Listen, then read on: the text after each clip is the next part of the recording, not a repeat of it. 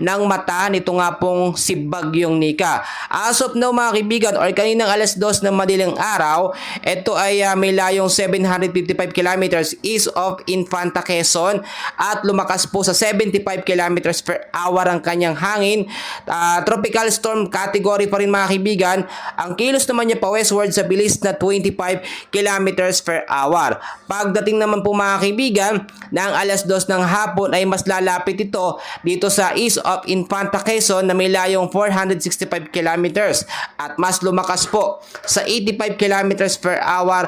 Tropical storm category pa rin po mga kaibigan. So tignan muna natin mga kaibigan ngayon yung pinaka-track niya mga kaibigan bago natin alamin yung mga lugar na posibleng maapektuhan, dahil anytime mga kaibigan posibleng itaas po sa signal number 2 ang ilang bahagi po dyan sa Aurora. Nakataas na tayo ngayon sa signal number 1. Ipapakita ko sa inyo mabuti. Dito muna